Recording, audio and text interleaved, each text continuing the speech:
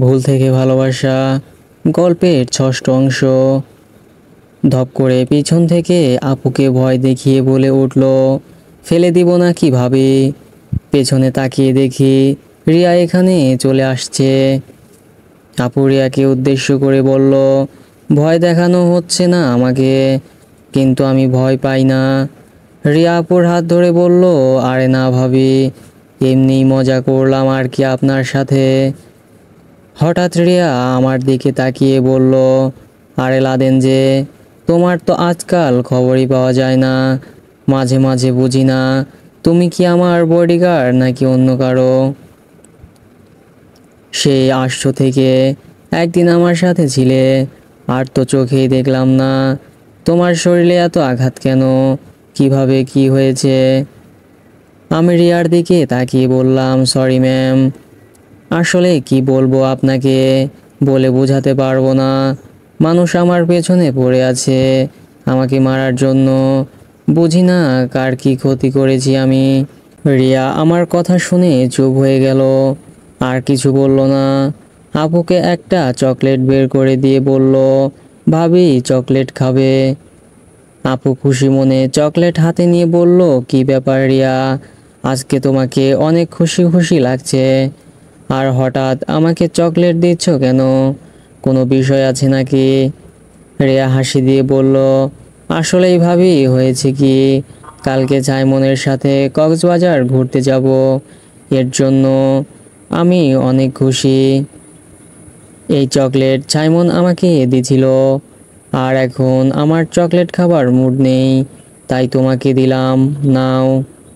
আমি চোখ গরম করে আপুর দিকে তাকাতে আপু চকলেট নিচে ফেলে দিয়ে ভয়ে ভয়ে আমার দিকে তাকিয়ে বলল, কিরে ভাই, তোর হঠাৎ কি হয়েছে? আমি আবার আপুর চুপ করে উপরের দিকে তাকিয়ে বললাম, কিছু না আপু। পাশ থেকে বন্যা আপুকে বলে উঠল, আপু তুমি জানো না ওর মন খারাপ, তাও কেন এমন করছো? কেন মন খারাপ জানতে পারি? পাহাড়ের একেবারে কিনারায় যেতে যেতে রিয়া কথাটা বলল। আমি রিয়াকে শুকিয়ে বললাম, কাছের মানুষ কষ্ট দিয়েছে, এই জন্য মন খারাপ। ওমা, তোমার আবার কাছের মানুষ আছে? আগে তো জানতাম না। আমি তাড়াতাড়ি রিয়ার কাছে গিয়ে বললাম, ম্যাম পড়ে যাবেন, এত কাছে যাবেন না। রিয়া আমার কথা না শুনে সামনের দিকে পা বাড়িয়ে পানি ছোঁয়ার চেষ্টা করছে। এবার আপু রিয়াকে ডাক দিয়ে বলল, কি করছো রিয়া, তোমার মাথা খারাপ হয়েছে? কখন যে পা পিছলে পড়ে যাও তার কোনো গ্যারেন্টি আছে? রিয়া কারো কথার পাত্তা না দিয়ে ঝর্ণার পানি পা দিয়ে ছুটতে লাগলো। আশেপাশে সবাই না করছে এত কাছে যাওয়ার জন্য, কিন্তু রিয়ার সেই দিকে কোনো নজর নেই। বন্যা আমার দিকে তাকিয়ে বলল, ভাই তুই চলে আয়, এই মেয়ে খুশিতে আত্মহারা হয়ে গেছে, বুঝতে পারছি। কখন যে পড়ে যাবে সেটা চিন্তা করছে, ওর ফাঁদে তুই পা দিস না। আমি বন্যার কথার উত্তর দিয়ে বললাম, যার কাছে আমার বেঁচে থাকার ওষুধ আছে আমি তো তার কাছেই থাকবো। হঠাৎ রিয়া আমার হাত ধরে বলল, তোমার এখান থেকে চলে যাওয়া উচিত, আর এখানে আসার জন্য সাহসের দরকার, যা সবার ভেতরে থাকে না। আমি হাসতে হাসতে বললাম, এত সাহস দেখাতে গিয়ে আবার নিচে পড়ে যায়েন না, নইলে আপনার ভাই আমাকে উপরে পাঠিয়ে দিবে। অনেকক্ষণ দাঁড়িয়ে থাকার পর যেই রিয়া ফিরে চলে আসবে, ওর পায়ে ছিল হিলের জুতা। রিয়া পিছন ফিরে হাঁটা দিতেই এক পা পিছলে যেই পড়ে যাবে, তখন আমাকে জোরে ডাক দিয়ে বলল, তানজিম আমাকে ধরো। কিন্তু আমি পিছন ফিরে তাকাতে দেখি রিয়া নিচে পড়ে যাচ্ছে। আপু দূর থেকে চিৎকার দিয়ে বলল, রিয়া। চোখের পলক পড়ার আগেই রিয়া নিচে পড়ে গেল। আমি আর দাঁড়িয়ে আছি কেন? যার জন্য আজও বেঁচে আছি, তাকে ছাড়া আমি কিভাবে বেঁচে থাকবো, যে আমার সব কিছু। আমি আর কোনো চিন্তা না করে লাফ দেওয়ার আগে আপুকে আর বন্যাকে উদ্দেশ্য করে বললাম, ভালো থাকিস, আর আমার জন্য এত চিন্তা করিস না। এই বলছি না রিয়া, যেখানে আমিও সেখানে। হাত মিলিয়ে চোখ বন্ধ করে দিলাম এক লাফ। শুধু একটা শব্দ কানে আসলো, ভাই তুই এমনটা করিস না, আমার কসম লাগে তোর। হয়তো আপু এই কথা বলল আমাকে, তবে বন্যাকে দৌড় দিতে দেখলাম আমার দিকে। আর সেই সময়ে আপু ওকে পেছন থেকে আটকে দিল, যেন আমার মতো ভুল না করে। ঝর্ণার পানির যে এতটা স্পিড আমি আগে সেটা জানতাম না। মুহূর্তের মাঝে এমনভাবে নিয়ে যাচ্ছে কি বলবো, নিজেকে আর ধরে রাখতে পারছি না যেন। কিন্তু যতটা সম্ভব বাঁচার চেষ্টা করছি, আর চোখ দিয়ে আশেপাশে রিয়াকে খোঁজার চেষ্টা করছি, কিন্তু দেখতে পারছি না। যেতে যেতে কোথায় যে চলে আসছি নিজেও জানি না। শরীরের শক্তি অনেকটাই কমে আসছে, ঝর্ণার পানির গতিও এখন আর তেমন নেই। তবে রিয়াকে দেখতে পাচ্ছি না। পানির মাঝে কান্না করার ইচ্ছে করছে, কিন্তু পারছি না। হঠাৎ আমার থেকে অনেকটাই দূরে কিছু একটা দেখতে পেলাম। তাড়াতাড়ি তার কাছে যেতে লাগলাম। গিয়ে দেখি এটা আর কেউ না, রিয়া পানির উপর ভেসে ভেসে চলছে। আমি কোনো চিন্তা না করে ওকে ধরে আশেপাশে তাকিয়ে দেখতে লাগলাম কোথাও উঠে দাঁড়ানো যায় কি না। অনেকক্ষণ ধরে রিয়ার জ্ঞান হারা। ওর যদি কিছু হয় আমি শেষ। না না, ওকে কিছুই হতে দেওয়া যাবে না। এই তো আমাদের সামনে আবার পাহাড়ের মতো কিছু দেখা যায়। রিয়াকে এক হাত দিয়ে টেনে টেনে সেখানে নিয়ে যাচ্ছি। আসলেই আমার সাঁতার শেখা হয়েছে ছোট থাকতে। আম্মুর সাথে যখন গ্রামে যেতাম তখন সাঁতার শিখেছি, আর আজকে সেটারই কাজে এলো। পাহাড়ের কিনারায় এসে রিয়াকে নিয়ে উপরে উঠলাম। তাড়াতাড়ি ওকে নিচে রেখে পেট ঝাঁকিয়ে পানি বের করতে লাগলাম। পানি ঠিকই বের হচ্ছে, কিন্তু রিয়ার কোনো হুঁশ জ্ঞান আসছে না। যত সময় যাচ্ছে আমার বুকের কম্পন বেড়েই যাচ্ছে। একমাত্র রিয়াই আমার সব কিছু। ও যদি হারিয়ে যায় আমি কি নিয়ে বেঁচে থাকবো? ছোট থাকতে কত মুভিতে দেখেছি, কেউ পানিতে পড়লে তার মুখে মুখ লাগিয়ে নাকি শ্বাস দিতে হয়, তাহলে জ্ঞান ফিরে। রিয়ার দিকে একবার তাকিয়ে দেখলাম কি মায়াবী চেহারা। আসলেই সত্যি, এই মেয়ের জন্য আমি সব কিছুই করতে পারি। এবার আমার মুখ রিয়ার মুখে লাগিয়ে ওকে শ্বাস দিতে লাগলাম। কি যে বলবো, এমন একটা অনুভূতি হয়েছে আমার, বলার বাহিরে। মুখে মুখ লাগিয়ে শ্বাস দিলাম, তাও রিয়ার কোনো খোঁজ খবর পেলাম না। এবার আমি ওকে ডাকতে লাগলাম, তাও ওর কোনো খবর নেই। এখন আমার চোখ দিয়ে আপনা আপনি পানি পড়ছে। রিয়াকে কান্না করতে করতে ডাকছি, এই রিয়া তুমি উঠো না। কাছের মানুষ হারানোর অনুভূতিটা অনেক কষ্টের। কি বলবো আপনাদের, এখানে আশেপাশে তো কিছুই দেখতে পাচ্ছি না, সব কিছু একদম জনশূন্য মনে হচ্ছে। আমার এখন এটা মনে হচ্ছে এখানে শুধু আমি আর রিয়া ছাড়া কেউই নেই। আবার রিয়ার মুখে মুখ লাগিয়ে জোরে শব্দ দিলাম, তবে এবার আমি ওকে শ্বাস প্রশ্বাস নিতে দেখলাম। রিয়াকে নিঃশ্বাস নিতে দেখা আমার ভেতরে আবার নতুন করে প্রাণ ফিরে এলো। রিয়া যে বেঁচে যাবে এটা এখন আশা করতে পারি। তবে ও ঠান্ডায় জমে গেছে। রিয়াকে এখনো একা রেখে পাহাড়ের কাছে গিয়ে দেখতে লাগলাম এখানে কিছু আছে নাকি, কিন্তু না, কোনো কিছুই নেই। এখানে সব কিছু একদম শূন্য। পাহাড়ের উপরে উঠে তাকিয়ে এমনটা মনে হলো আমার বেঁচে থাকার ইচ্ছে মরে গেছে। সব কিছু একদম মরুভূমি, আশেপাশে শুধু বালু আর বালু, এছাড়া এখানে কিছুই নেই। পকেটে হাত দিয়ে দেখি মোবাইল, মানিব্যাগ সব কিছু একদম ভিজে নষ্ট হয়ে গেছে। হতাশ হয়ে আমার রিয়ার কাছে ফিরে আসলাম। একটু পর পর ওকে আমি মুখ লাগিয়ে শব্দ দিচ্ছি যেন ও বেঁচে যায়। দেখতে দেখতে রাত হয়ে গেল। শরীরটা এখন এমন পর্যায়ে পৌঁছে গেছে, দাঁড়ানোর মতো শক্তি আর খুঁজে পাচ্ছি না। তাও রিয়াকে বুকের মাঝে জড়িয়ে রাখছি। মরলে একসাথে মরবো, আর বাঁচলে একসাথে বাঁচবো। এরই নাম হয়তো ভালোবাসা। একটা গান আছে না, ভালোবাসার মতো ভালোবাসলে তারে কি গো ভোলা যায়। আমি ওকেই জীবনে ভুলতে পারবো না, বেঁচে থাকি বা মরে যাই। হঠাৎ করে বুকের মাঝে কিছু নাড়াচাড়ার শব্দ শুনতে পেলাম। তাড়াতাড়ি রিয়ার দিকে তাকিয়ে দেখি ও চোখ খুলেছে। আমি তাকাতেই ওর চোখের উপর আমার নজর পড়লো। তাড়াতাড়ি করে আমি রিয়াকে ছেড়ে দিয়ে বললাম, ম্যাম আপনার জ্ঞান ফিরেছে। আমার থেকে ছাড়া পেয়ে রিয়া বলে উঠল, আমরা এখন কোথায় আছি, আর তুমি বা এখানে কেন? আমি না নিচে একা পড়েছিলাম, কিন্তু তুমি এখানে এলে কিভাবে? আমি মন খারাপ করে বললাম, আপনাকে বাঁচাতে আমি নিচে লাফ দিয়েছি। যেখানে আপনি সেখানে আমি, আর আমার চোখের সামনে তো আপনাকে আমি মরে যেতে দিতে পারি না। তাই বলে তুমি নিচে লাফ দিয়েছো? ম্যাম, এছাড়া আমার কাছে অন্য কোনো উপায় ছিল না।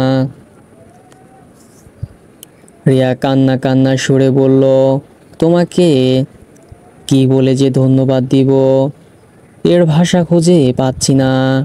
জানো, আমি যখন নিচে পড়ছিলাম তখন আমার কারো কথা মনে হয়নি, কিন্তু অবাক করা বিষয়, তখন আমার চোখের সামনে লাদেনের মুখটা ভেসে উঠেছিল। আমি এটা বুঝলাম না, এতদিন পর ওকে কেনই বা আমি দেখলাম। আমি জানতাম আমি মারা যাব, ভাবছিলাম বাঁচতে পারবো না, কিন্তু তোমার কারণেই বেঁচে গেলাম। আমি এখন বুঝতে পারছি সেই দিন লাদেনকে আমার একা একা রেখে যাওয়া উচিত হয়নি।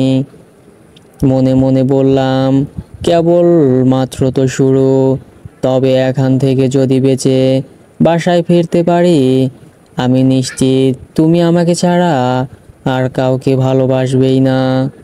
রিয়া আমার হুঁশ ভাঙিয়ে বলল, আমরা এখন কোথায় আছি? আমি ভাঙ্গা ভাঙ্গা সুরে বললাম, আর বলিয়েন না ম্যাম, ভেসে ভেসে এমন জায়গায় চলে আসছি কোথাও কোনো কিছু নেই, সব জায়গায় একদম জনশূন্য হয়ে আছে। সাঁতার কেটে এখানে আপনাকে নিয়ে আসতে আসতে আমার শরীরের শক্তিটুকু কমে গেছে। এখন যে এখান থেকে উঠব তারও শক্তিটুকু নেই আমার ভিতরে। রিয়া ওর ঠোঁটে হাত দিয়ে বলল, আমার ঠোঁট গুলো এমন কষালোর মতো হয়ে গেল কেন? পানিতে ছিলাম, এমন কষালোর তো জীবনও হবে না। আমি লজ্জা পেয়ে বললাম, আপনাকে বাঁচাতে সারাদিন আমার মুখ দিয়ে। রিয়া আমাকে চুপ করিয়ে দিয়ে বলল, তাই বলে তুমি এটা করবে? সরি ম্যাম, তাছাড়া আপনাকে আমি বাঁচাতে পারতাম না, আর তেমন কোনো উপায়ও ছিল না আমার কাছে। রিয়া আবার মন খারাপ করে আমার পাশে বসে বলল, তোমার না একটা পরিবার আছে, আমার জন্য তো মরতে বসেছিলে। জানেন ম্যাম, কিছু কিছু মানুষের জন্য নিজের জীবনটাও বিলিয়ে দিতে কোনো আফসোস থাকে না। থাক, এসব কথা বাদ দেন, আপনি বুঝবেন না। আচ্ছা চলো সামনে গিয়ে দেখি কি আছে কপালে। আমি দাঁড়াতে না পেরে বললাম, ম্যাম আমাকে একটু ধরেন। রিয়া হাত ধরে আমি উঠে দাঁড়ালাম। যেতে যেতে রিয়া বলে উঠল, এই চাঁদের আলো মনে হচ্ছে যেন আজকে আমি এই প্রথমবার কাছ থেকে দেখতে পেয়েছি, অনেক ভালো লাগছে আমার। রিয়ার সাথে আমিও বলে উঠলাম, ম্যাম, একদম ঠিক কথা বলেছেন, আমারও অনেক ভালো লাগছে। রিয়া মন খারাপ করে বলল, তবে আজকের দিনে আমার পাশে সাইমন থাকলে খুব খুশি হতাম। আমি আবার রিয়াকে প্রশ্ন করলাম, সাইমন থাকলে আপনাকে যখন নিচে পড়তে দেখতো তখন কি সেও লাভ দিত? এটা বলতে রিয়া মুখ কালো করে ফেলল। ওর মুখে কোনো কথা নেই। চুপ করে সামনের দিকে হাঁটতে লাগলাম আমাকে নিয়ে। আর হঠাৎ করেই বলে উঠল, সবাই তো আর তোমার মতো হতে পারে না। পাহাড়টা একটু উঁচুতে নয়, উঠতে বেশি কষ্ট হয়নি। রিয়া আর আমি পাহাড়ের উপর উঠলাম। নিচে তাকাই, রিয়া মাটিতে বসে পড়ল। আমি ওর কাছে বসে বললাম, কি হয়েছে হঠাৎ? ম্যাম আপনার? আমরা বুঝি আর বাঁচতে পারবো না। কোথাও কিছু নেই, সবখানে জনশূন্য। কি খেয়ে বেঁচে থাকবো? আর কোথায় বা যাব আমরা? আমাদের গন্তব্যের ঠিকানা ছিল অজানা। আর এখন কোথায় যাব বা কিভাবে বেঁচে থাকবো সেটাও আমাদের অজানা। তবে এখন এটা বলতে পারি, ম্যাম আমাদের বাঁচার জন্য লড়াই করতে হবে। সেটাকে বলে বেঁচে থাকার লড়াই। রিয়া আবার দাঁড়িয়ে বলল, তাই তো দেখতে পাচ্ছি। মনে হয় তাই করতে হবে। তবে তুমি আমাকে আর ম্যাম বলবে না, আমার নাম ধরে ডাকতে পারো। এখানে তো আর তেমন কেউ নেই, শুধু তুমি আর আমি। কিন্তু আমি কিভাবে আপনার নাম ধরে ডাকবো? এটা তো হয় না। আপনি কই আর আমি কই? আমার জন্য কোনো কিছু চিন্তা না করে নিচে লাফ দিয়েছো আমাকে বাঁচাতে। এটাই তো অনেক। তোমাকে বন্ধু বানানো বলতে পারো আমার জন্য ভাগ্যের বিষয়। আজকে বিপদে পড়েছেন দেখে এই জন্য আমাকে বন্ধুর অফার দিচ্ছেন, তাই না? রিয়া আমার দিকে তাকিয়ে বলল, আমি এমনটা ভাবিনি যে আমার জন্য নিজের জীবন দিয়ে দিতে পারে সে আমাকে ম্যাম বলবে। এটা তো কখনো হতে পারে না। আচ্ছা এসব বাদ দেন, আশেপাশে দেখেন তো খাবারের মতো কিছু আছে কি না। রিয়া আমাকে হাত দিয়ে ধরে বলল, চলো একসাথে খোঁজাখুঁজি করি, আমারও অনেক খিদে পেয়েছে। হঠাৎ দূরে একটা পেয়ারা গাছ দেখতে পেলাম। অনেক বড় বড় আছে পেয়ারাগুলো। গাছের নিচে গিয়ে বললাম, এখন তাহলে কি করবেন ম্যাম? আমি তো গাছে উঠতে পারবো না, শরীরটা অনেক ক্লান্ত হয়ে গেছে। রিয়া রেগে বলল, আবার ম্যাম? আচ্ছা সরি রিয়া, হয়েছে। রিয়া খুশি হয়ে বলল, হয়েছে মানে দৌড়াবে। আচ্ছা তুমি আমাকে সাহায্য করো, আমি গাছে উঠছি। পড়বে তুমি রিয়া? রিয়া আমার দিকে মুখ ফিরিয়ে বলল, অবশ্যই পারবো। জীবন যুদ্ধে বাঁচতে হবে না। আমি রিয়াকে কিছু সাহায্য করলাম আর রিয়া গিয়ে গাছে উঠে পেয়ারা পাড়তে লাগলো। অনেকগুলো পেয়ারা পেড়ে রিয়া আবার নিচে নেমে বলল, আজকে রাতের জন্য চলবে না। রাতটা চলে যাবে। এখানে তো আর তেমন কিছু নেই ঘুমানোর মতো। চলো ওই গাছের নিচে গিয়ে বসি। আমি রিয়ার কথা শুনে ওর সাথে গিয়ে বসলাম। রিয়া আমার থেকে বেশ কিছুটা দূরে রেখেই বসলো। খেতে খেতে রিয়া বলল, এমন একটা পরিস্থিতি যে পড়ব কখনো ভাবি নাই। ছোট থাকতে একটা মুভিতে দেখতাম দেব কিন্তু নায়িকা নিয়ে এভাবে ফেঁসে গেছিল, মনে আছে। মুভির নামটা মনে পড়ছে না। আমার মনে আছে মুভির নাম রংবাজ। এই মুভিটা আমিও দেখেছি। তবে এখানে আপনি নায়িকা আর আমি বডিগার্ড। মনে মনে বললাম, আমি তো তোমার নায়ক। রিয়া আমাকে মন খারাপ করতে না বলল আর বলল, তুমি তো আজ থেকে আমার বন্ধুই। খাওয়া দাওয়া শেষে রিয়া বলে উঠল, এখন একটু ভালো লাগছে তাই না? ম্যাম অনেকটাই ভালো লাগছে। তাহলে এখন একটু ঘুমাতে চেষ্টা করি, কি বলো? হুম তাই তো করতে হবে। রিয়া এক পাশে ওর ওড়না নিচে বিছিয়ে শুয়ে পড়লো, আর আমি গাছে হেলান দিয়ে ঘুমানোর চেষ্টা করছি। ঘুমানোর আগে রিয়ার চোখে আমার চোখ পড়লো, আর ও ইশারা করে বুঝিয়ে দিল, অনেক রাত হয়ে গেছে, ঘুমিয়ে পড়ো। চোখ বন্ধ করে চিন্তা করছি, রিয়ার সাথে এভাবে এত কাছাকাছি আমি চলে আসব তা কখনো চিন্তা করিনি। আর ওকে যে এতটা কাছে পাবো এটাও জানতাম না। মুচকে একটা হাসি দিয়ে বললাম, যা হয়েছে খুব ভালোই হয়েছে।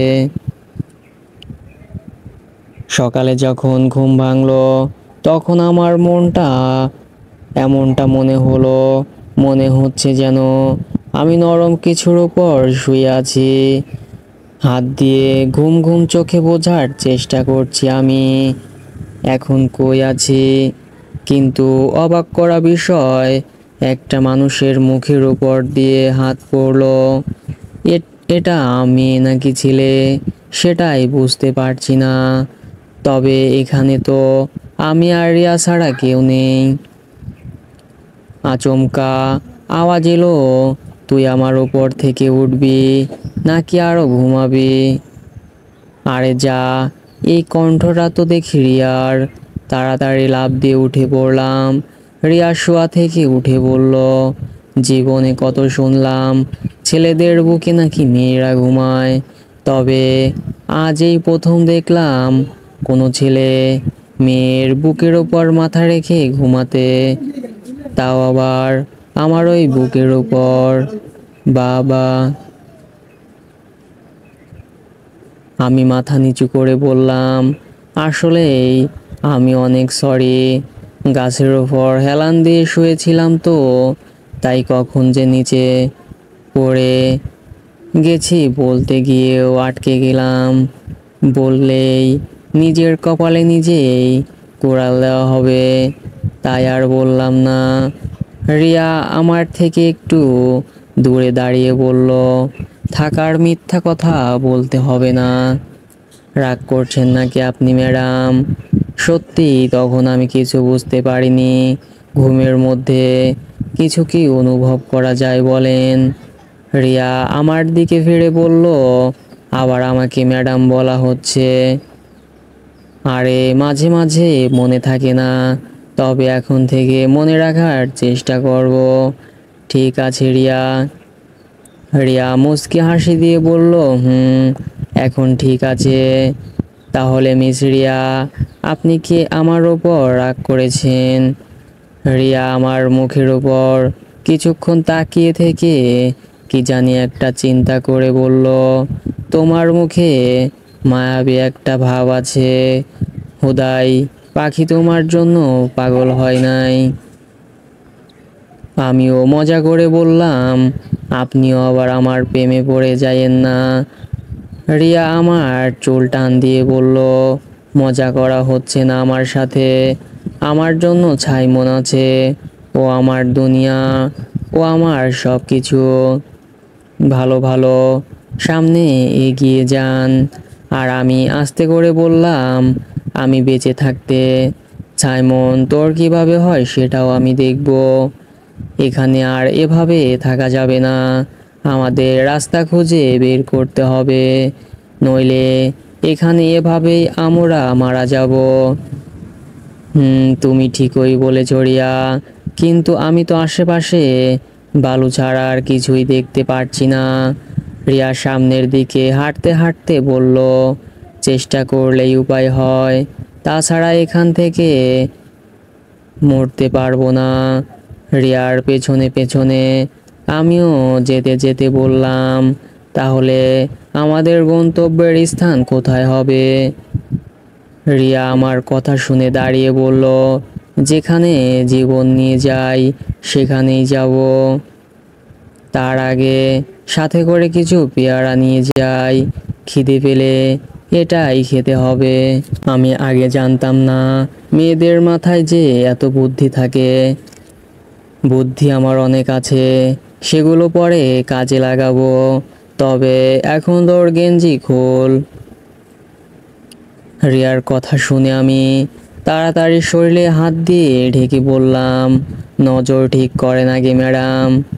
রিয়া ঠাস করে একটা চড় দিয়ে বলল, সব সময় উল্টাপাল্টা চিন্তা। এখানে সাথে করে কোনো ব্যাগ নিয়ে আসছি আমরা, যে সাথে করে কিছু পেয়ারা নিয়ে যাব, এই জন্য ব্যাগ হিসেবে তোর গেঞ্জি ব্যবহার করতে হবে। আমি পারবো না বাবা খালি গায়ে থাকতে, তাও আবার একটা মেয়ের সামনে, এটা হতে পারে না। রিয়া রেগে বলল, দেখ মেজাজ গরম করবি না আমার, এমনি অনেক দেরি হয়ে যাচ্ছে। এক তো সকলে এক কাহিনী করলি, কিছু বললাম না, এখন যা বলছি তাই কর, নইলে কি আর করব, এই মেয়ের কথা এখন শুনতেই হবে। কি যে এক বিপদে ফেসে গেছি। গা থেকে গেঞ্জিটা খুলতেই রিয়া বড় বড় চোখ আমার শরীরের দিকে তাকিয়ে আছে। আমি গেঞ্জি দিয়ে শরীর ঢাকতে ঢাকতে বললাম, এভাবে তাকিয়ে কি দেখছো? আমি কি কোনো মেয়ে যে আমার দিকে এভাবে তাকিয়ে আছো? রিয়া আমার কথা শুনে চিমটি দিয়ে বলল, এসব নোংরা কথা বলা বন্ধ কর। আর তুই এই সিক্স প্যাক কই থেকে বানালি? আসলেই ভাই তুই একটা জিনিস, মেয়েরা তোর জন্য হুদাই পাগল হয় না। আমি সরাসরি বললাম, আপনি আমার সাথে প্রেম করবেন? রিয়া আমাকে ঠেলে নিচে ফেলে বলল, তোর তো সাহস কম না, আমাকে বলিস তোর সাথে প্রেম করতে? জানিস না আমার বয়ফ্রেন্ড আছে? আমি দাঁড়িয়ে বললাম, আরে মজা করলাম আপনার সাথে, এত মাইন্ড করেন কেন? এখন নিচে দাঁড়ান, আমি উপরে উঠে পেয়ারা পাড়ছি। তাড়াতাড়ি কর। অনেকগুলো পেয়ারা পেড়ে মরুভূমি দিয়ে হাঁটতে লাগলাম আর পেয়ারা চিবোতে লাগলাম। হঠাৎ রিয়া আমার হাতের উপর হাত রেখে মুঠো করে বলল, সাথে করে আমাকে নিয়ে যা, এত আগে আগে যাচ্ছিস কেন? শরীরের শক্তি যতক্ষণ আছে ততক্ষণ তাড়াতাড়ি হাঁটতে হবে, পরে তো আর হাঁটতেই পারো না। মনে সাহস রাখ, আর আমরা এত বড় একটা বিপদ পেরিয়ে চলে আসছি, আমি জানি আমরা বেঁচে যাব। আমি রিয়ার সব কথা ইগনোর করে বললাম, আচ্ছা রিয়া, তোমাকে একটা কথা বলবো। রিয়া হাসি দিয়ে বলল, অবশ্যই বলো, অনুমতি নেওয়ার কি আছে, এখানে তো তুই আর আমি ছাড়া কেউ নেই। না তাও নিলাম, এখন কি বলবি তাড়াতাড়ি বল। তোমার কি লাদেনের কথা আজও মনে পড়ে? হঠাৎ রিয়া দাঁড়িয়ে বলল, হঠাৎ এই প্রশ্ন কেন? আমি রিয়ার হাত ধরে টেনে সামনের দিকে নিয়ে যেতে যেতে বললাম, তুমি অনেক বড় বেঈমান জানো রিয়া। রিয়া মন খারাপ করে বলল, আমি কার সাথে কি এমন করেছি যে আমি এত বড় বেঈমান হয়ে গেছি? যে তোমাকে নিয়ে সুখের স্বপ্ন দেখেছিল তাকেই তুমি মেরে ফেললে রিয়া। রিয়া একটু চুপ করে বলল, সেই দিন না তুই বললি লাদেন বেঁচে আছে? যেটা শুনছো সেটা সত্যি বলছি, আরও বেঁচে আছে। কেন জানো? শুধুমাত্র তোমার জন্য। আচ্ছা ভালোবাসা কি অপরাধ ছিল? আমি মানছি ও তোমার সাথে একটা ভুল করে ফেলেছে, না জেনে শুনে, তাই বলে এভাবে এতগুলো বছর কষ্ট দেওয়ার কোনো মানে হয়? আর এখন আমি শুনছি তুমি নাকি সাইমনকে বিয়ে করবে, এটা যদি লাদেন শুনতে পারে আবার তো মারা যাবে। রিয়া আমাকে ধমক দিয়ে বলল, তুই চুপ কর, সব মিথ্যা কথা বানিয়ে বানিয়ে আমার সামনে বলা হচ্ছে না, আমার নিজের চোখে ওকে মরতে দেখেছি। আর মানছি ওর একটা ভুল ছিল, পরে আমিও এটার জন্য অনুতপ্ত হয়েছি। এখন সব কিছু ভুলে গেছি। যেই দিন থেকে আমার চোখ ভালো হয়েছে, সব অতীত ভুলে গিয়ে নতুন করে জীবন শুরু করেছি। এখন আমার শহরে কোনো কষ্ট নেই, যেভাবে ইচ্ছে সেভাবে এনজয় করতে পারছি। তবে আমার একটাই আফসোস আছে, শুধু লাজেনকে নিজ চোখে দেখতে পারলাম না, শুধু মনে মনে অনুভব করেই গেলাম। আমি মুখ ফসকে বলে উঠলাম, খুব শীঘ্রই লাদেনের সাথে তোমার দেখা হবে। রিয়া আবার দাঁড়িয়ে আমার চোখের উপর চোখ রেখে বলল, তুই চাস না আমি একটু সুখে থাকি?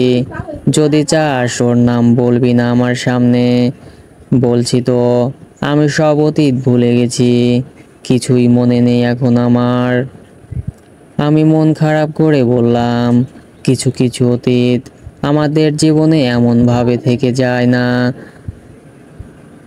না পারি ভুলতে, না পারি সেটাকে মন থেকে মুছে ফেলতে, শুধু কষ্টই দিয়ে যায়। এটাকেই বলে অতীতের কষ্ট, যেটাকে মনে করলে ভেতরটা কেঁপে ওঠে। ভালোবাসা শব্দটাই কি অদ্ভুত নাড়িয়া, কেউ ভালোবাসা পায় না, আবার কেউ ভালোবাসা চায় না। তবে আমি শুধু এইটুকু বলতে পারি, আমার কাছে ভালোবাসার উপরে কিছু নেই, তবে সেই রকম খাঁটি ভালোবাসা হওয়া লাগবে। আবেগ দিয়ে চিন্তা করিস না, বিবেক দিয়ে চিন্তা কর। মনে রাখিস, আবেগ কিন্তু শুধু বাঁশি দেয়। এটা বলে রিয়া বালুর ওপর বসে বলল, আমি আর হাঁটতে পারছি না। আমরা কি সত্যি সত্যি এই মরুভূমির মাঝে মারা যাব? আমি রিয়াকে সাহস জগিয়ে বললাম, তুমি না বলেছিলে চেষ্টা করলে উপায় হয়? তো চলো এখন। আরে তখন তখন তো আবেগের বশে বলেছিলাম, কিন্তু কে জানতো এই পথের যে কোনো শেষ নেই। আরে এত চিন্তা করো না, সব কিছুর একটা শেষ পথ থাকে, এটাও আছে। তবে আমাদের সেই পথটা খুঁজে বের করতে হবে। কিন্তু আমি যে আর হাঁটতে পারছি না।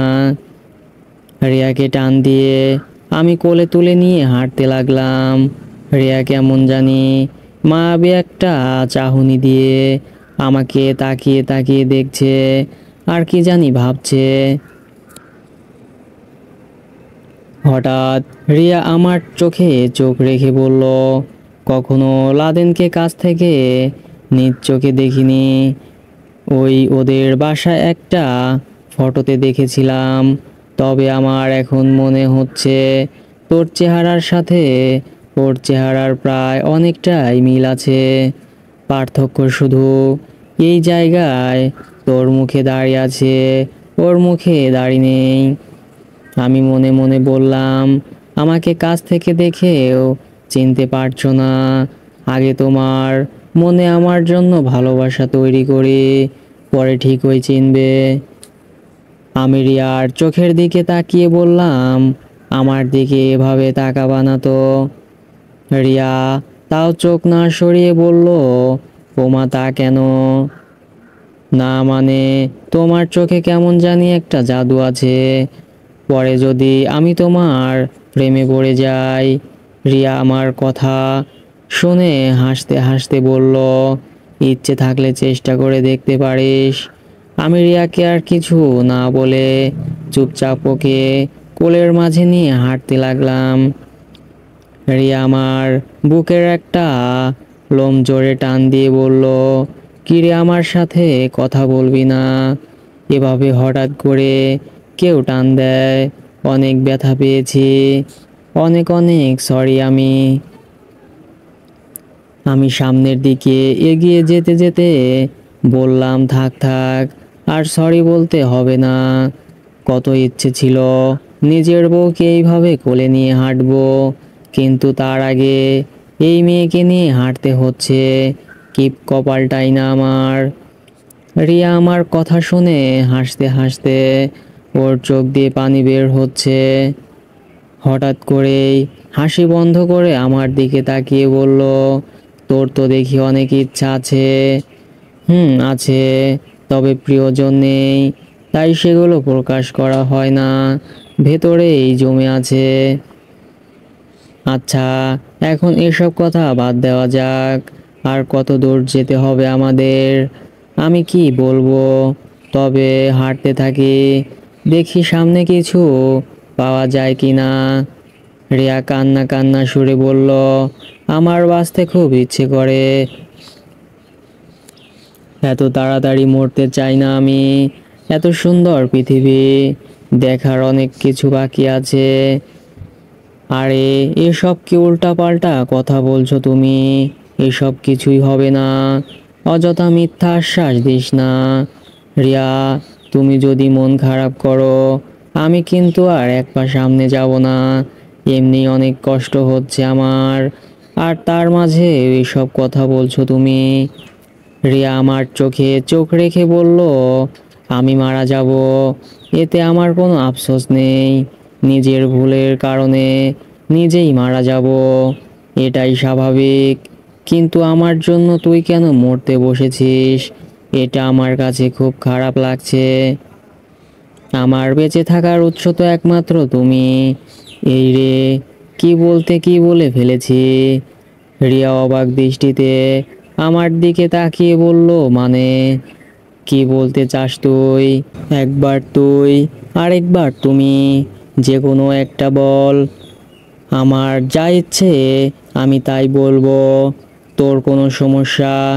এখন বল, আমি তোর বেঁচে থাকার উৎস মানে।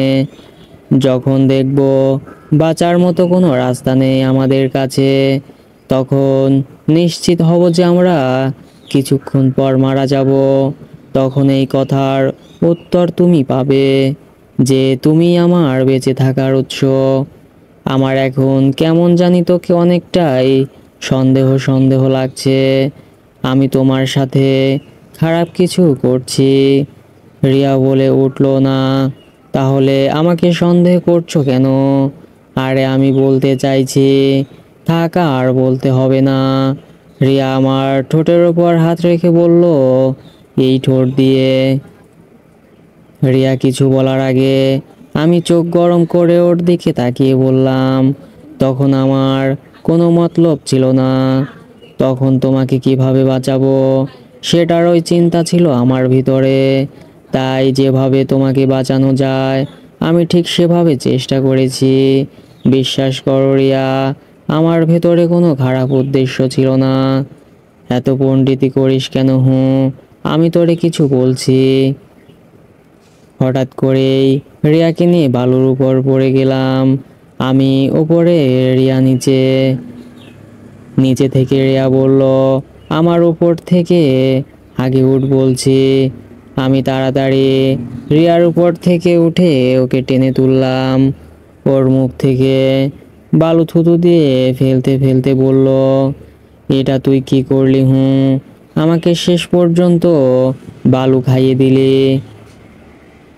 তো আমি কি করব? আমার শরীরের শক্তি কমে আসছে, হাঁটতেও পারছি না। কোথায় থেকে যে কই যাচ্ছি, এর কোনো ঠিক ঠিকানা খুঁজে পাচ্ছি না। আমার মনে হয় না আর বাঁচতে পারবো না হয়তো। যা কপালে আছে তাই হবে, এত চিন্তা করে কি লাভ? আর তাছাড়া আমি মারার জন্য তৈরি, তবে আমি যতক্ষণ বেঁচে আছি তুমি মরবে না, এটা শিওর। রিয়া আমার একটা হাত ধরে বলল, আমার জন্য তোর ভেতরে এত মায়া কেন? সত্যি করে বল তো তুই কে? এটা পরে বলবো আমি কে, আগে চলো হাঁটি, দেখি আর একটু সামনে গিয়ে কিছু পাই কি না। রিয়া আমার কথায় পাত্তা না দিয়ে বলল, আজও কি আমরা বাঁচতে পারবো না এই মরুভূমির মাঝে? আমি কোনো কথা না বলে হাঁটতে লাগলাম। হঠাৎ করে সামনে কিছু একটার আওয়াজ শুনে দাঁড়িয়ে গেলাম।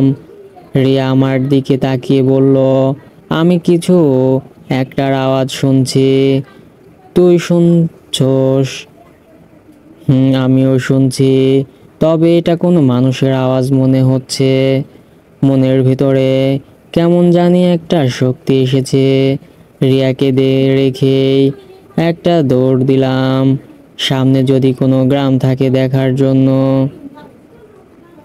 রিয়া পেছন থেকে চিৎকার দিয়ে বলল, আমাকে রেখে কই যাস? দাঁড়া, আমিও আসছি।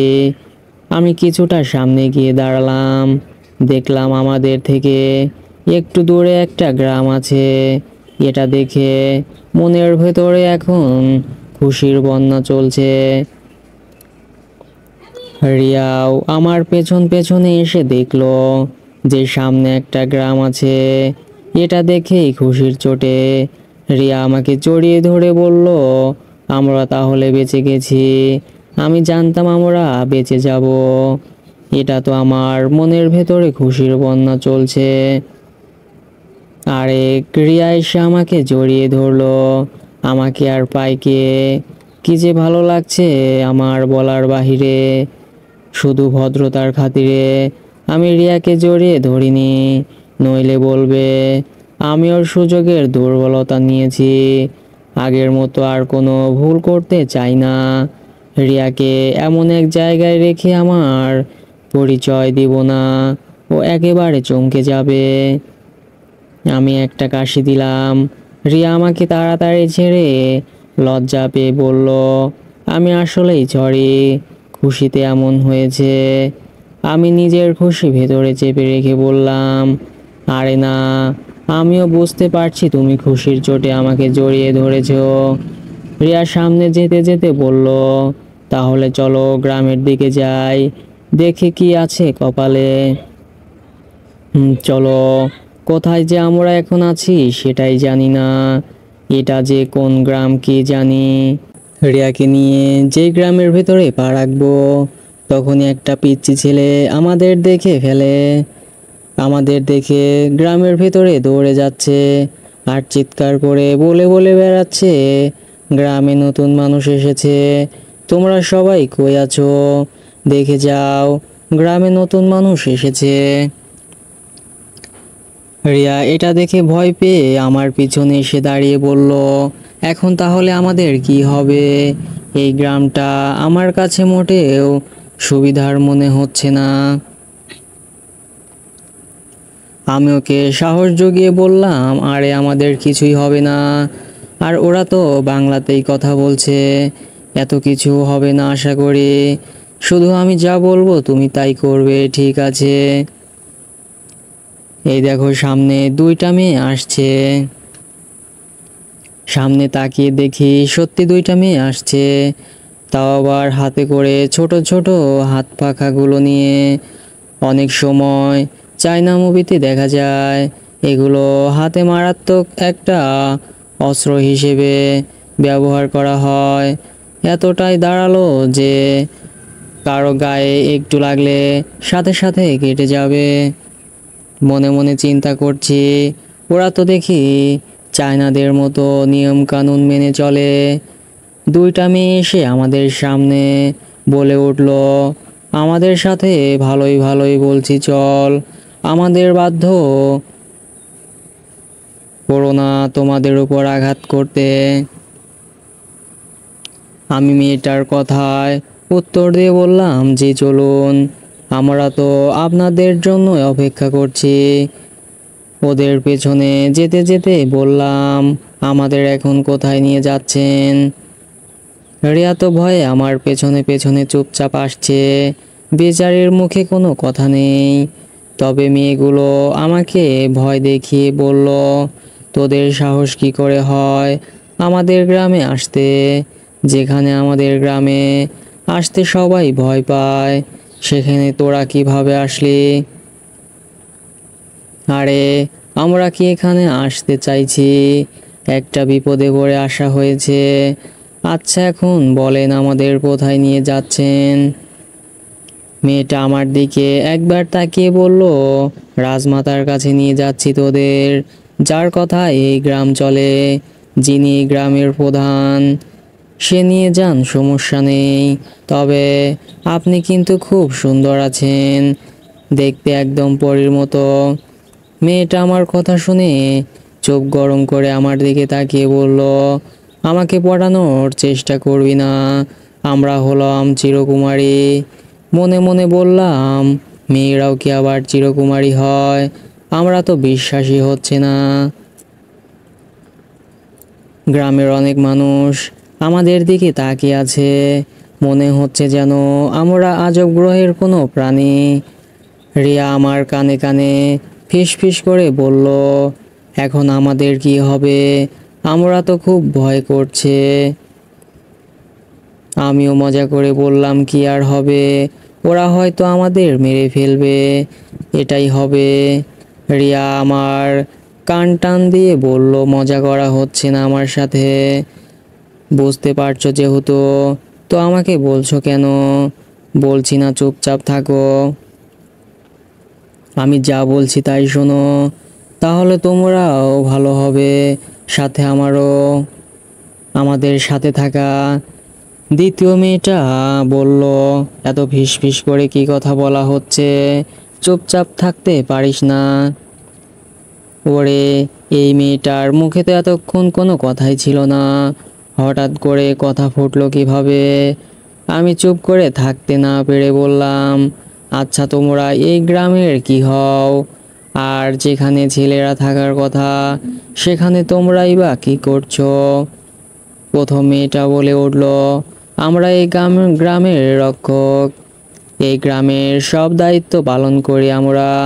আর আমাদের গ্রামে বেশি ছেলে নেই, তাই মেয়েরাই সব কিছুর দায়িত্ব পালন করে। আমি রিয়াকে আস্তে করে বলে উঠলাম, রিয়া, একটা চান্স নিয়ে দেখব, এখানে কিন্তু এত ছেলে নেই, চাইলে 3-4টা বিয়ে করতে পারবো, কি বলো তুমি? রিয়া আমার পিঠে জোরে একটা ঘুষি দিয়ে বলল, মাথা থেকে সব আজে বাজে চিন্তা দূর কর, এখন এটা চিন্তা কর, মৃত্যু থেকে কিভাবে বাঁচবো। এত চিন্তার কি আছে? ওদের রাজমাতাকে পটিয়ে ফেলবো, তাহলে এই সব সমস্যার সমাধান হয়ে যাবে। তোরে যে কখন কি করতে মন চাইছে আমার?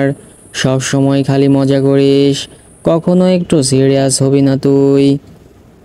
আমি রিয়ার কথা ছেড়ে সামনের মেয়েগুলোকে বললাম, আর কত দূর যেতে হবে আমাদের? পেটিএম নেই, কিছু নেই। দ্বিতীয় মেয়েটা বলে উঠল, এই তো চলে আসছে, রেডি হও তোমরা। মাথায় হাত দিয়ে চুল ঠিক করে মেয়েটাকে উদ্দেশ্য করে বললাম, আমাকে এখন ঠিক লাগছে না। মেয়েটা একটা হাসি দিয়ে বলল, নিজের মরণ নিজেই ডেকে আনিস না। এটা বলেই মেয়েগুলো আমাদের রেখে ভেতরে চলে গেল। একটু পরে একটা ছেলে এসে বলল, আপনাদের ভেতরে যেতে বলছে, চলেন আমার সাথে।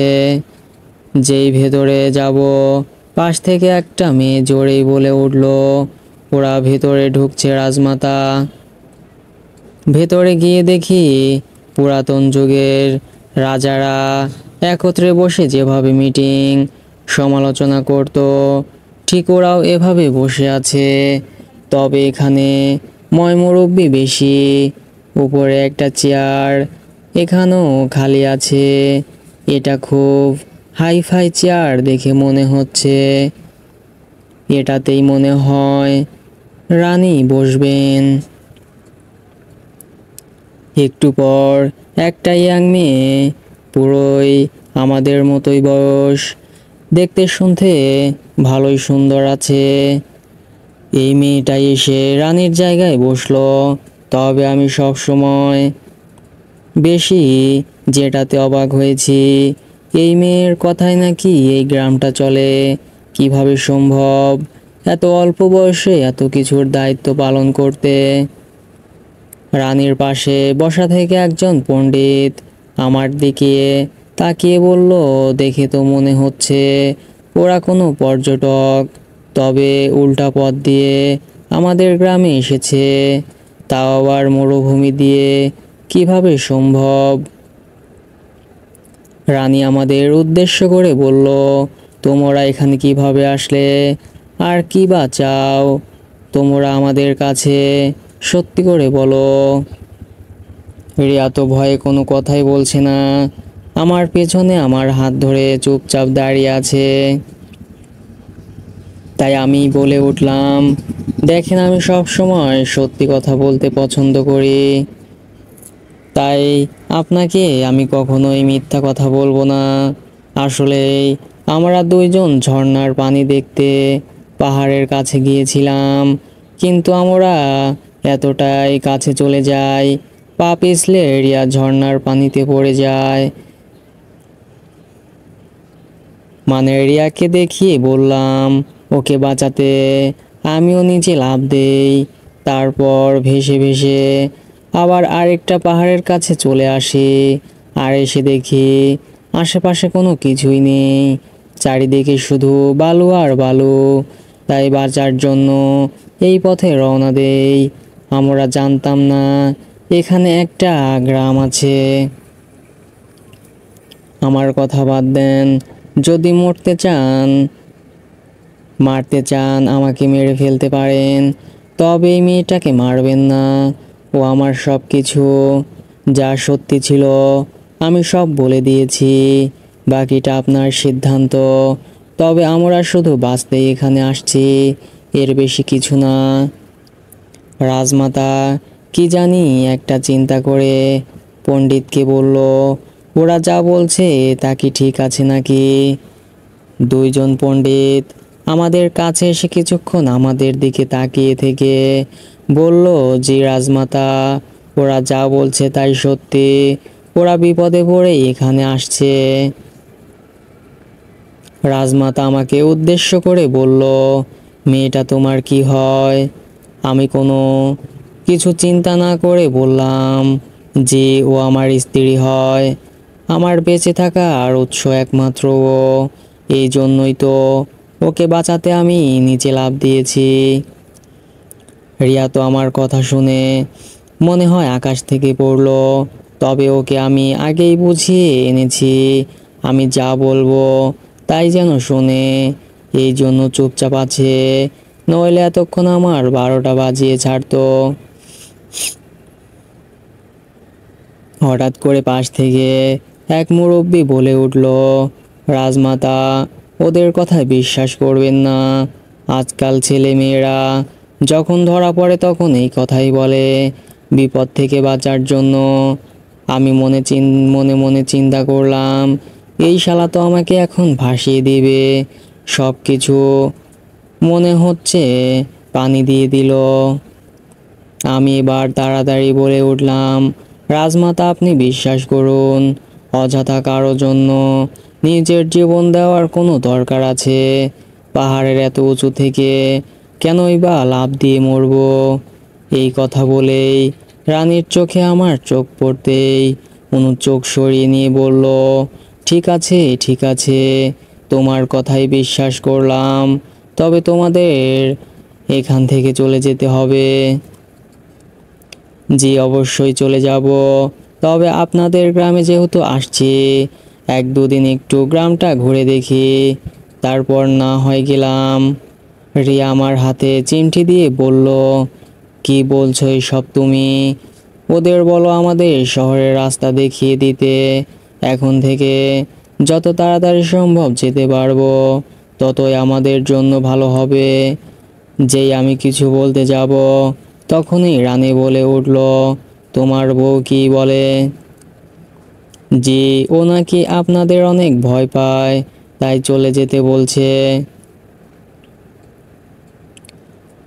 রানী চেয়ার ছেড়ে আমাদের কাছে আসতে আসতে বলল, আগে আমার বাবার কথা এই গ্রাম চলতো, এখন উনি মারা গেছেন, তাই ওনার জায়গায় আমার নিতে হয়েছে। এটা একটা ছোট গ্রাম, এখানের মানুষগুলো খুবই ভালো, তুমি চাইলে বিশ্বাস করতে পারো। আমরা বাইরের লোকদের এই জন্য ভয় পাই, যদি কোনো ক্ষতি করে ফেলে আমাদের। রিয়াকে উদ্দেশ্য করে বলল, 1-2 দিন থাকো এখানে, দেখে যাও আমাদের গ্রামটা কেমন। পরে যদি ভয় লাগে আমাকে বলবে কেমন। আর তোমরা মনে শহরের ছেলে মেয়ে। রিয়া এবার ভয় কাটিয়ে আমার কাছে বলে উঠল, জি রাজমাতা, আমরা শহরের ছেলে মেয়ে। তবে আপনাকে অনেক অনেক ধন্যবাদ আমাদের সাহায্য করার জন্য। রানী মিষ্টি একটা হাসি দিয়ে বলল, আমাকে রাজমাতা বলতে হবে না, এটা শুধু আমাদের গ্রামের মানুষ বলে, কারণ ওরা আমাকে অনেক সম্মান করে। তোমরা চাইলে আমার নাম ধরে ডাকতে পারো। আমার নাম তামান্না। আমি মাথা নিচু করে বললাম, আরে না, এটা কখনো হতে পারে না। আপনি এত বড় একজন সম্মানী মানুষ, আপনাকে কিভাবে নাম ধরে ডাকবো? তবে আপনি কিন্তু অনেক ভালো। রাজমাতা একটা হাসি দিয়ে বলল, তোমার বউ অনেক সুন্দর আছে, একদম পারফেক্ট জুটি তোমাদের। এটা বলতেই রিয়া আমার দিকে তাকিয়ে দেখলো আমি কি বলি। আমি চোখের ইশারা করে বললাম, যা বলছি তাই করো, নইলে সব খেলা এখানেই খতম হয়ে যাবে। রিয়া আমার কথা মতো একটা মিথ্যা হাসি দিয়ে বলে উঠল, ধন্যবাদ আপনাকে আমাদের প্রশংসা করার জন্য। রানী কাকে জানি ডেকে বলে উঠল, ওদের নিয়ে আগে খাইয়ে আনো, পরে ওদের রুমটা দেখিয়ে দাও। আজকে এমনি বেলা শেষ হয়ে গেছে, কালকে গ্রামটা ঘুরে দেখবে কেমন। রানীর কথায় আমি বলে উঠলাম, আপনাকে অনেক অনেক ধন্যবাদ। আসলেই আজকে 2 দিন ধরে কিছুই খাইনি, কিভাবে যে বেঁচে আছি সেটাই জানি না। তবে এতে আমার কোনো আফসোস ছিল না। আমার বউয়ের জন্য খুব খারাপ লাগে। দেখেছেন ওর মুখটা কেমন জানি শুকিয়ে গেছে। আমার এখন রিয়াকে বউ বলতে বেশ ভালোই লাগছে। আহা, রিয়া আমার বউ, ভাবতেই যেন মনের ভেতরে খুশির জোয়ার চলছে। রানী এবার হতাশ হয়ে বলল, তোমরা 2 দিন ধরে না খেয়ে আছো, এখন তাড়াতাড়ি গিয়ে আগে খেয়ে নাও। যেই মেয়েগুলো আমাদের নিয়ে এখানে আসছিল, এর মাঝে প্রথম মেয়েটা এসে বলল, আমার সাথে চলুন। রানী আমাকে আর রিয়াকে বিদায় জানিয়ে বলল, এখন তোমরা যাও, গিয়ে বিশ্রাম করো, যদি কোনো দরকার হয় আমাকে বলবে। বাইরে যেতে যেতে মেয়েটাকে বললাম, তুমি না বলেছিলে আমাদের মেরে ফেলবে? মেয়েটা আপনাদের দেখে রানীর দয়া হয়েছে, তাই হয়তো মাফ করে দিয়েছে। পাশ থেকে রিয়া বলল, তোমার নাম কি? আমার নাম পরে শুনবেন, আগে চলেন আপনাদের খাইয়ে আনি। খাবারের কথা শুনে জিহ্বায় জল এসে গেল। খুশি মনে বললাম, কি কি খাওয়াবে আমাদের? রিয়া আমাকে গুঁতা দিয়ে বলল, এসব কথা কেন বলছো? লজ্জা করে না? ওরা যা খাওয়াবে আমাদের, তাই তো আমাদের খেতে হবে। মেয়েটা আমাদের মধ্যে আলোচনা দেখে বলল, আপনারা শহর এলাকার মানুষ, তাই শহরের খাবারই পাবেন এখানে, এত চিন্তা করতে হবে না। আমাদের নিয়ে একটা হোটেলে যাওয়া হলো। মেয়েটা খাবার অর্ডার করতেই আমি বললাম, আমরা কিন্তু এসব বাঁশের কাঠি দিয়ে খাবার খেতে পারি না, হাত দিয়ে আমরা খাই, তাই সেই ব্যবস্থাও করে দিতে হবে। এই কথাটা এই জন্য বললাম, আশেপাশে সবাই এভাবে 2টা কাঠির সাহায্যে খাবার খাচ্ছে, বুঝি না এরা এভাবে যে কি করে খায়। রিয়াও আমার সাথে তাল মিলিয়ে বলল, আমি ওইভাবে খেতে পারবো না। আর এটা কি আপনাদের ঐতিহ্য নাকি এভাবে কেউ খাবার খায়? মেয়েটা আমার কথা শুনে উঠে ভেতরে গিয়ে কি জানি বলে এসে আমাদের কাছে এসে বলল, সব হয়ে গেছে, আপনারা যেভাবে চান সেভাবেই ওরা খাবার দিবে। একটু পর আমাদের খাবার চলে এলো। আহা, কি সুস্বাদু খাবার! খেতে খেতে আমি বললাম, আচ্ছা তোমার নামটা তো বলো। জি, আমার নাম লাইলি। রিয়া ওর নাম শুনে খাবার খাওয়া বন্ধ করে বলল, তাহলে অবশ্যই তোমার মজনু আছে, তুমি না বললে তুমি নাকি চিরকুমারী।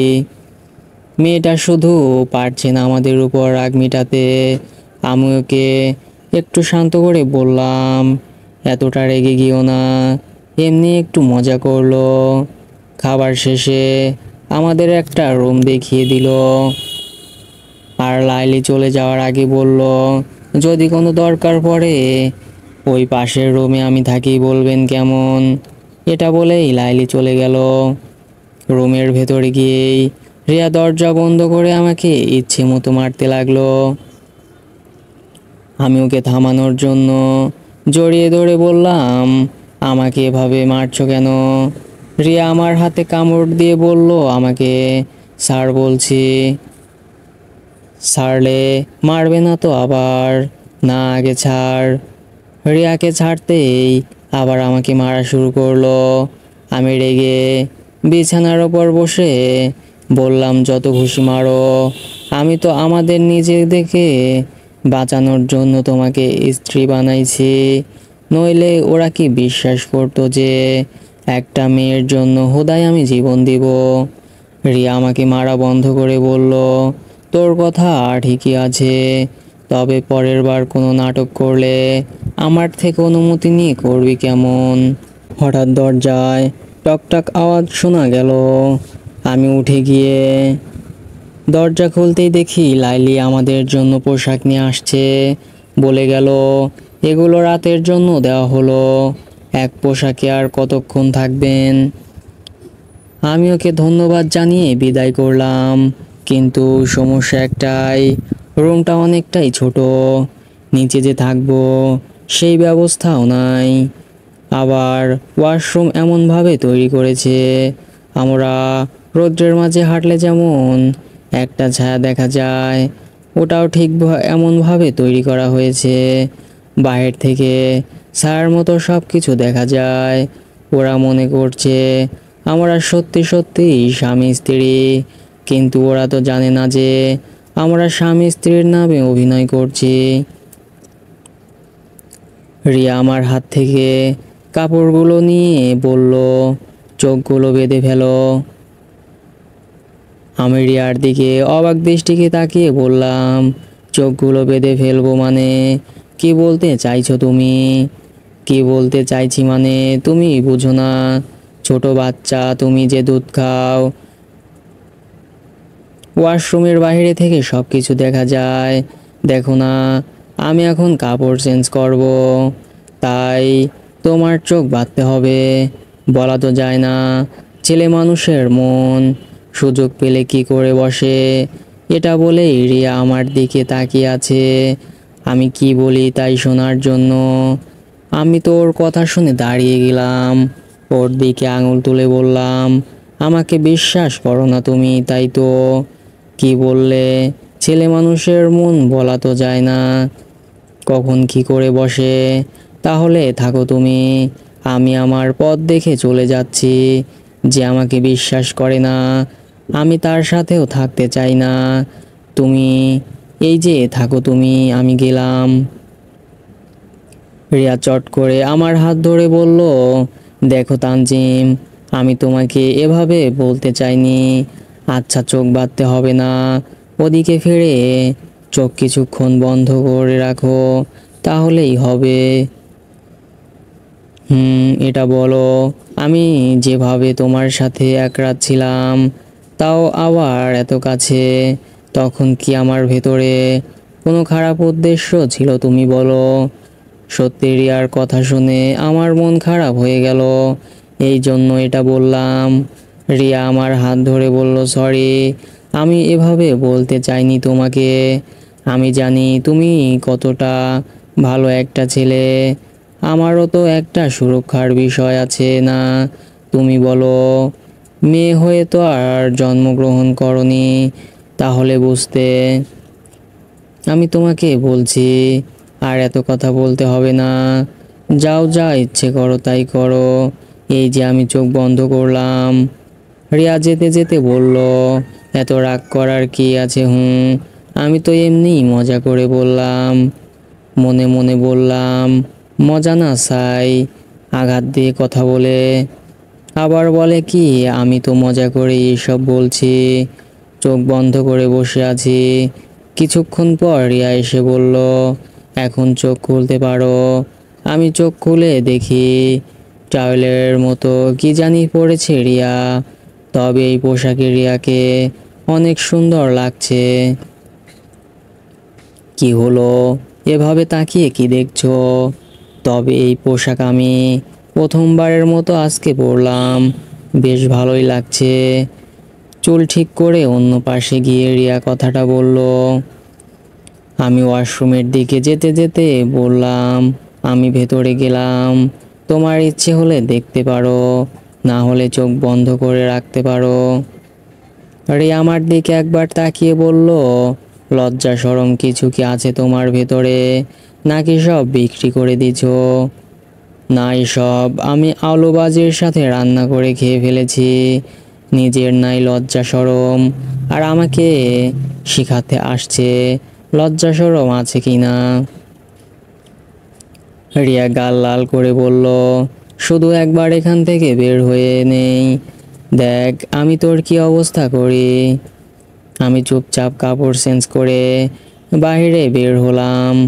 দেখি রিয়া বিছানার উপর বসে বসে উপরের দিকে এক নজর তাকিয়ে আছে। এই যে ম্যাডাম, উপরের দিকে এভাবে এক দৃষ্টিতে তাকিয়ে কি দেখছেন? রিয়া আমার কথা শুনে আমার দিকে তাকিয়ে বলল, উপরে এই মাটির পাত্রটা কিসের দেখেছো তুমি? রিয়ার কথায় আমি উপরে তাকিয়ে দেখি সত্যি সত্যি উপরে একটা মাটির পাত্র আছে। এটা দেখে আমি রিয়াকে বললাম, কে কি রেখে গেছে? এটা আমাদের দেখে লাভ আছে, এমনি অনেক রাত হয়ে গেছে, এখন ঘুমাতে হবে।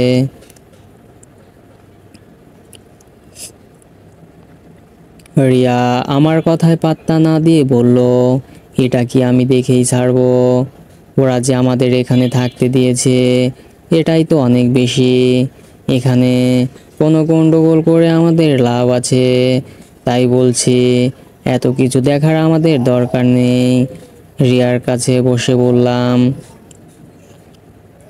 কিন্তু রিয়া মুহূর্তের মাঝে বিছানার উপরে দাঁড়িয়ে বলল, এই জিনিসটা কি?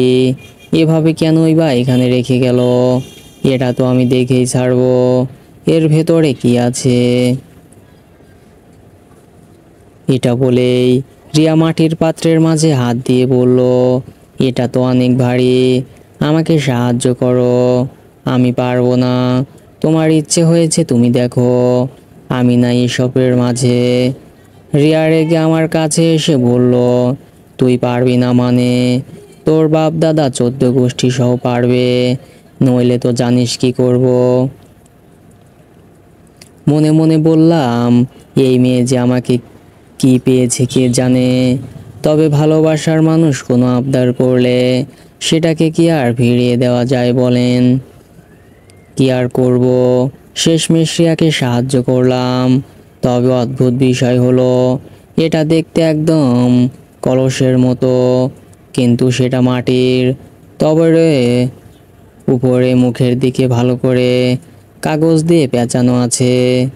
রিয়া আস্তে আস্তে সেগুলো খুলতে লাগলো।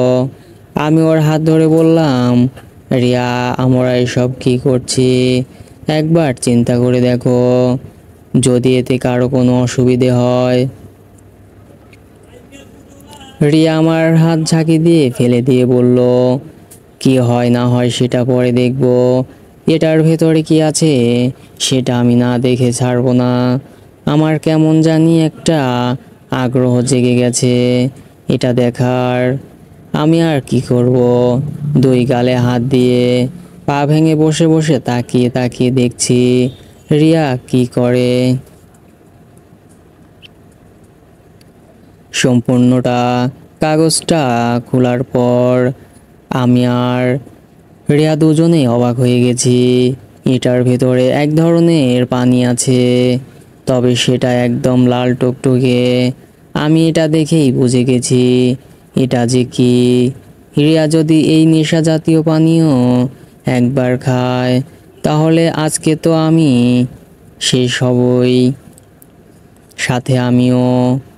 রিয়া মাটির পাত্র থেকে হাত দিয়ে একটু পানি ছেঁকে বলল, ইয়াহু, আমি পেয়ে গেছি।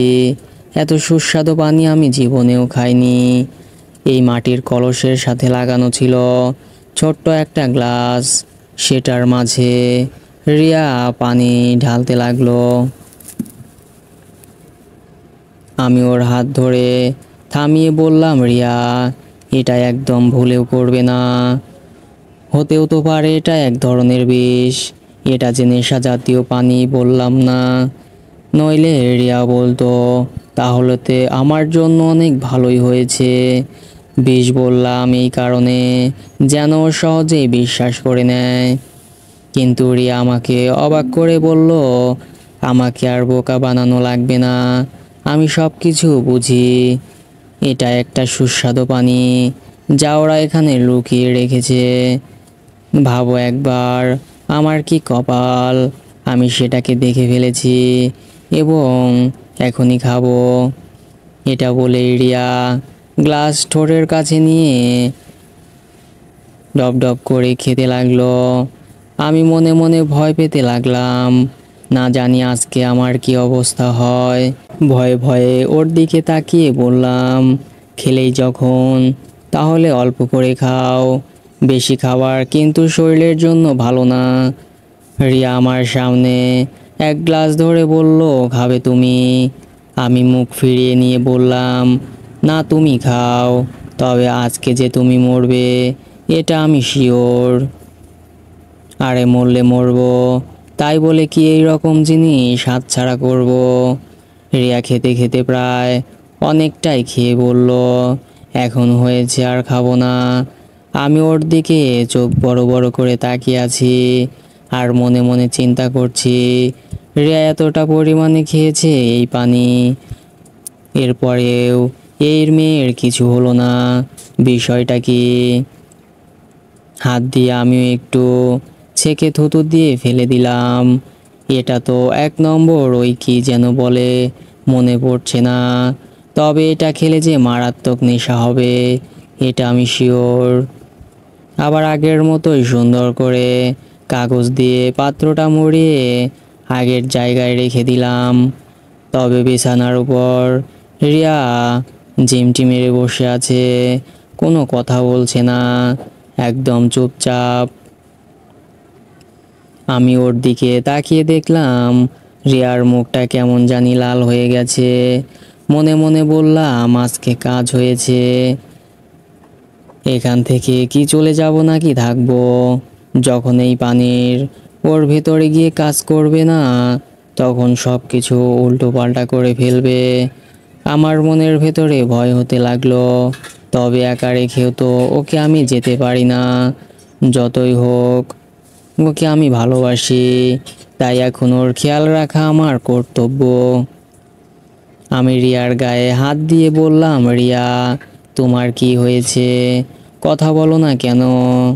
হাত ঝাঁকি দিয়ে বললাম, এই রিয়া, কথা বলো না কেন তুমি? প্রায় আধা ঘন্টা ঘন্টা পর রিয়া আমার দিকে তাকিয়ে একটা হাসি দিল। আমি ওর হাসির দিকে এক দৃষ্টিতে তাকিয়ে আছি। কি সুন্দর হাসি, দেখলে যেন মন প্রাণ সব জুড়িয়ে যায়।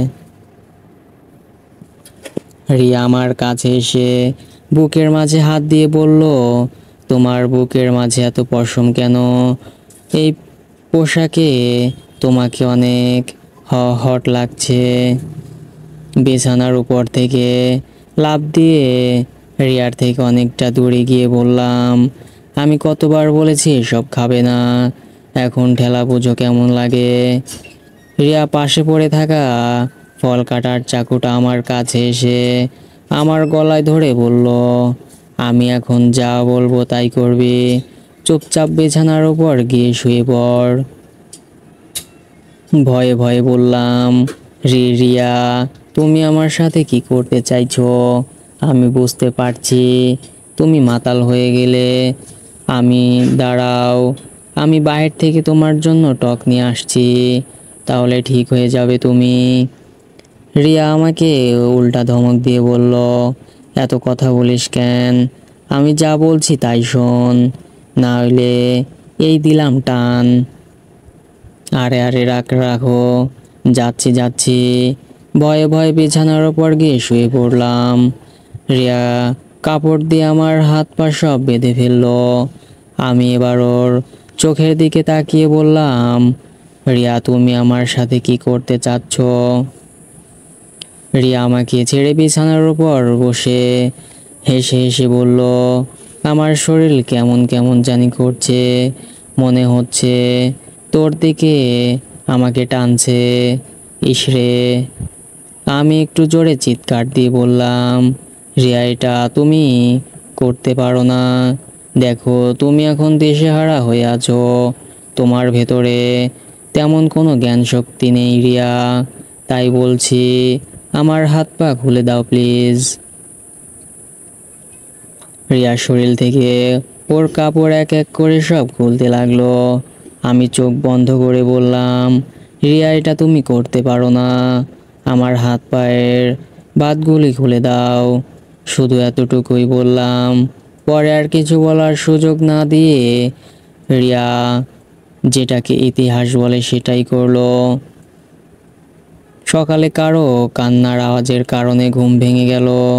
পাশে তাকিয়ে দেখি রিয়ার শরীরে কম্বল পেঁচিয়ে কান্না করছে। আমি তাড়াতাড়ি বলে উঠলাম, কি হয়েছে রিয়া তোমার, হঠাৎ এভাবে কান্না করছো কেন? ঠাস করে রিয়া আমার গালে একটা চড় দিয়ে বলল, তুই কোনো কথা বলবি না, আমার সুযোগের দুর্বলতা নিলি না আজকে। আমি আগেই বলছিলাম ছেলেদের আর যাই কর বিশ্বাস করো না, আর আজকে তুই সেটাই প্রমাণ করে দিলি। এখন আমি সাইমনকে কিভাবে আমার এই মুখ দেখাবো? তুই এটা আমার সাথে করতে পারলি, এবার আমার কথা চিন্তা করলি না। আমি ওকে জোরে একটা ধমক দিয়ে বললাম, তুই আমার সাথে কোনো কথা বলবি না, আমাকে বললি না আমি তোর সর্বনাশ করছি না। দাঁড়া, আমার হাত পায়ের বাতগুলো খুলে দে আগে। রিয়া কান্না বন্ধ করে বলল, তোমাকে এভাবে হাত পা বেঁধে রেখে গেল কে? ও সব কাজ করে এখন ভালো সাজা হচ্ছে না। জোরেই বললাম, আমার হাত পায়ের বাতগুলো খুলে দিবি কি না? রিয়া ভয় পেয়ে তাই করলো। আমি উঠে কাপড় পরলাম, উপর থেকে ফোনটা নিয়ে রিয়ার হাতে দিয়ে বললাম, এখন ভালো করে দেখ কে কার সর্বনাশ করেছে। আমি জানতাম রিয়া উল্টো পাল্টা কিছু করবে, এই জন্য আমি আগে থেকেই ক্যামেরা চালু করে রাখছি। আর রিয়া যে আমার সাথে এরকম কিছু একটা করবে সেটা আমার কল্পনার বাইরে ছিল। হঠাৎ করে যে কিভাবে সব হয়ে গেল আমি বুঝতেও পারিনি। এসব হবে আগে জানলে আমি বেশ সতর্কতায় অবলম্বন করতাম। রিয়া অল্প কিছু ভিডিও দেখে ডিলিট করে দিয়ে ফোনটা আমার হাতে দিল।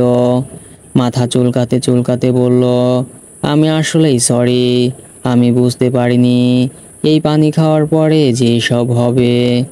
তখন আমার কেমন কেমন জানি করছিল, আমি তখন নিজেকে কন্ট্রোল করতে পারিনি। বুঝলে কি আর এসব হতো? অসহায় সুরে কথাটা বলল রিয়া। ও তা বুঝবে কিভাবে আমি কত করে তোমায় না করেছি? কিন্তু তখন তো আমার কথা শুনলে না, আমার সব কিছু কেড়ে নিয়েছে। এখন আমি আমার হবু বউকে কি বলে জবাব দিব? মনে মনে তো আমি অনেক খুশি, আমার হবু বউ তো তুমি রিয়া। রিয়া কান্না কান্না সুরে বলল, আমি সত্যি অনেক সরি, আমি জানতাম না আমি এমন কিছু করে বসবো। আমি রিয়ার কথা শুনে হাসতে লাগলাম। রিয়া আমার দিকে অবাক দৃষ্টিতে তাকিয়ে বলল, তুমি হাসছো কেন? তোমার সরি কথাটা শুনে এত বড় একটা ভুল করলে, এই সামান্য একটা সরি বললেই কি সব মাপ হয়ে গেল? এবার আমি ওর কাছে গিয়ে ওর চোখের দিকে তাকিয়ে বললাম, যেই দিন আমিও এই রকম একটা ভুল করেছি, কিন্তু তখন তো তুমি আমাকে মাফ করনি। আমি চাইছিলাম তোমাকে বিয়ে পর্যন্ত করতে, কিন্তু তুমি কি করলে? তোমার ভাইকে বলে আমাকে মেরে ফেললে। আজকে তুমি আমার জায়গায় দাঁড়িয়ে আছো আর আমি তোমার জায়গায়। এখন এটা চিন্তা করো, আমি কি সেই দিন খুব বড় ভুল করে ফেলেছি, যার কারণে এত এত বছর আমি আমার পরিবার হারা, আমার প্রিয়জন হারা। তোমার মতোই সেই দিন আমারও এরকম নেশা হয়েছিল, তবে সেটা তোমার নেশা, যা আমি মাথা থেকে দূর করতে পারিনি। এত বড় একটা ভুল, যা জীবনের একটা অংশ, এটা কি এই সামান্য একটা সরি বাক্য মাপ হয়ে যাবে? যদি মাপই করা যেত, তাহলে এত এত বছর আমি বা কেন শাস্তি পেলাম? কেন আমি তোমার থেকে এত দূরে ছিলাম? জবাব আছে তোমার কাছে রিয়া। আমার কথা শুনে রিয়ার হার্টবিট মনে হয় বন্ধ হয়ে যাচ্ছে। তোতলাতে তোতলাতে বলল, তো তো তুমি কে কে? আমি ওর দিকে গম্ভীর দৃষ্টিতে তাকিয়ে বললাম, ভালো করে তাকিয়ে দেখো তো, আমাকে চিনো নাকি? মনে পড়ে সেই মানুষটাকে, একটা ভুলের কারণে যাকে তোমরা মেরে ফেলতে চাইছিলে। রিয়া আমার মুখে হাত দিয়ে ভালো করে একবার দেখলো, হাত ছেড়ে আমার থেকে অনেকটাই দূরে গিয়ে বলল, লাদেন তুমি? আমি হাসি দিয়ে বললাম, আমাকে এত তাড়াতাড়ি চিনে ফেললে তুমি? আজকে তো আমি তোমার সাথে জোর করে কিছুই করতে চাইনি। নাকি তুমি প্ল্যান করে সব করেছো আমার সাথে? রিয়া আমাকে উল্টা প্রশ্ন করলো, তুমি যে লাদেন? আমার বিশ্বাস হচ্ছে না। আমার সাথে মিথ্যে কথা বলছো না তুমি? ও এখন কেন বিশ্বাস হবে? আমাকে ছেড়ে নতুন নাগর পেয়েছো। তবে সেই দিন তোমার ভাই আমাকে মারে নাই, অন্য দেশে আমাকে পাচার করে দেয়, মনে করে আমি অন্য দেশে গিয়ে মারা যাব। এত সহজে আমি কিভাবে মারা যাব বলো? তোমরা আমার সাথে যেই গেম খেলেছো, এর হিসাব নিতে হবে না? এই বলে আমি রিয়ার দিকে এগিয়ে যেতে লাগলাম, আর রিয়া পিছনে যেতে যেতে এক সময় ওর দেয়ালে গিয়ে পিঠ ঠেকলো। আমি দুই হাত দিয়ে ওকে আটকে চোখ গরম করে প্রশ্ন করলাম, আমার সাথে এমন কেন করলে রিয়া? নাকি ওই দিনের প্রতিশোধ নিলে তুমি? রিয়া মাথা নিচু করে চোখের পানি ছেড়ে বলল, আমি জানি না এটা কিভাবে হলো, আর তুমি কেনই বা আমার জীবনে আবার ফিরে এলে? কেন? যাকে ভালোবাসি তার কাছে কি ফিরে আসবো না? এত বছর পরে আমি তোমার কাছে ফিরে আসছি, আর তুমি বলো আমি কেনই বা তোমার জীবনে ফিরে এলাম? আজকে আমাকে যেভাবে তুমি ব্যবহার করলে না, একদিন ঠিক আমিও তোমার সাথে এমনটা করেছিলাম। এখন চিন্তা করো, অপরাধ কি আমার ছিল? মানছি আমার অপরাধ ছিল, এই জন্য তো আমি তোমার কাছে মাপও চাইছিলাম, ঠিক এখন যেভাবে তুমি বলছো। পুরনো কথা আমাকে মনে করিয়ে দিও না। আমি বলছি তো আমার ভুল হয়ে গেছে। আমি আর তোমাকে আমার সামনে দেখতে চাই না। আমার জন্য আমার সাইমন আছে, ওকেই আমি ভালোবাসি। আর লাদেন নামে যে ছিল, ও আমার কাছে মৃত। রিয়ার কথায় মন খারাপ করে বললাম, এত বছর পর আমার আসল পরিচয় পেলে এরপরে ওই কথা বলছো? তুমি জানো রিয়া, আমি এখানে শুধু তোমার জন্য ফিরে এসেছি। তোমার জন্য আমি আমার নিজের জীবনটাকেও দিয়ে দিতে প্রস্তুত ছিলাম। আর তুমি? রিয়া আমার দিকে একবার তাকিয়ে দরজা খুলে বাইরে চলে গেল। আমি বিছানার উপর বসে বসে চিন্তা করছি, তাহলে কি আমার ভালোবাসা এভাবেই সমাপ্ত হয়ে যাবে? রিয়া আমার পরিচয় জানার সত্ত্বেও আমার দিকে একবার ভালো করে তাকিয়ে দেখলো না। এখনো কি আমি ওর কাছে অপরাধী? রিয়া আমাকে কিছু একটা বুঝ দিত যে আমি এই কারণে তোমাকে ভালোবাসতে পারবো না, কিন্তু ও আমাকে কিছুই বলেনি। আমি কি এতটাই খারাপ? মনটাই খারাপ হয়ে গেল। ভাবছিলাম আমার জন্য ওর মনের ভেতরে একটু হলেও ভালোবাসা আছে, কিন্তু সেটা কি তাহলে আমার চিন্তা ভাবনার ভুল? হয়তো। রুম থেকে বাইর হয়ে রিয়াকে আশেপাশে খুঁজতে লাগলাম, কিন্তু কোথাও পেলাম না। লাইলিকেও খুঁজতে লাগলাম, ওকেও পেলাম না। কই গেল ওরা এত তাড়াতাড়ি, বুঝলাম না। তবে রিয়ার চোখ আমাকে অন্য কিছু বলতে চাইছিল। অনেক খোঁজাখুঁজি করে ওদের না পেয়ে আমি আবার রুমে চলে গেলাম। মাথায় একটু ভারী ভারী লাগছে এসব চিন্তা করে।